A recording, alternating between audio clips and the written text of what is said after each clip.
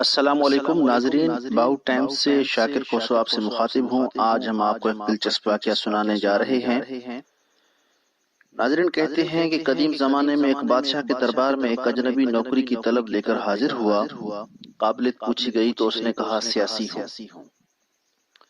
عربی میں سیاسی افہام و تفہیم سے مسئلہ حل کرنے والے معاملہ فہم کو کہتے ہیں۔ بادشاہ کے پاس سیاستدانوں کی بھرمار تھی۔ اسے خاص گھوڑوں کے استبل کا انچارج بنا لیا گیا، جو حال ہی میں فوت ہو چکا تھا۔ چند دن بعد بادشاہ نے اسے اپنے سب سے مہنگے اور عزیز گھوڑے کے متعلق دریافت کیا۔ اس نے کہا نسلی نہیں ہے۔ بادشاہ کو تعجب ہوا۔ اس نے جنگل سے سائس کو بلا کر دریافت کیا۔ اس نے بتایا گھوڑا نسلی ہے، لیکن اس کی پیدائش پر اس کی ماں مر گئی تھی۔ یہ گائے کا دودھ پی کر اس کے ساتھ پلا ہے۔ مسئول کو بلایا گیا اور پوچھا گیا کہ تم کو کیسے پتا چلا اصیل نہیں ہے؟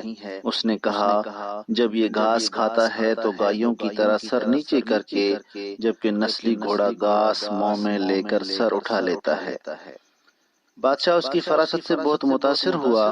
مسئول کے گھر اناج، گھی، بھنے دمبے اور پرندوں کا اعلیٰ گوشت بطور انعام بھجوایا۔ اس کے ساتھ ساتھ اسے ملکہ کے محل میں تعینات کر دیا۔ چند دنوں بعد بادشاہ نے مصاحب سے بیگم کے بارے میں رائے مانگی۔ اس نے کہا طور و اطوار تو ملکہ جیسے ہیں، لیکن شہزادی نہیں ہے۔ بادشاہ کے پیروں تلے سے زمین نکل گئی۔ حواس بحال کیے، ساس کو بلاوا بھیجا، معاملہ اس کے گوش گزار کیا۔ اس نے کہا حقیقت یہ ہے، یہ تمہارے باپ نے میرے خاوند سے بیٹی کی پیدائش پر ہی رشتہ مانگ لیا تھا، لیکن ہماری بیٹی 6 ماہی میں فوت ہو گئی تھی۔ چنانچہ ہم نے تمہاری بادشاہت سے قریبی تعلقات قائم کرنے کے لیے کسی کی بچی کو اپنی بیٹی بنا لیا۔ بادشاہ نے مصاحب سے دریافت کیا تم کو کیسے علم ہوا؟ اس نے کہا اس کا خادموں کے ساتھ سلوک جاہلوں سے بدتر ہے۔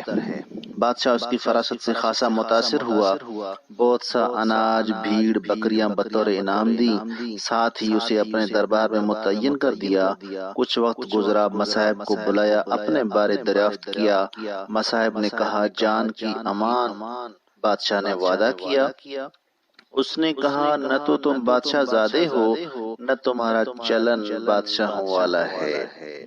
بادشاہ کو تاؤ آیا، مگر جان کی امان لے چکا تھا۔ سیدھا والدہ کے محل پہنچا۔ والدہ نے کہا یہ سچ ہے، تم ایک چرواہے کے بیٹے ہو، ہماری اولاد نہیں تھی تو تمہیں لے کر پالا۔ بادشاہ نے مصاحب کو بلایا، پوچھا بتا تجھے کیسے علم ہوا؟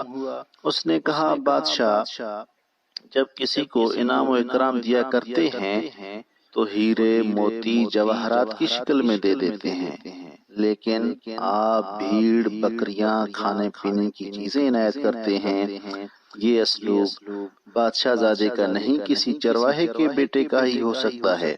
عادتیں تو نسلوں کا پتہ دیتی ہیں۔ عادات، اخلاق اور طرز عمل خون اور نسل دونوں کی پہچان کرا دیتے ہیں۔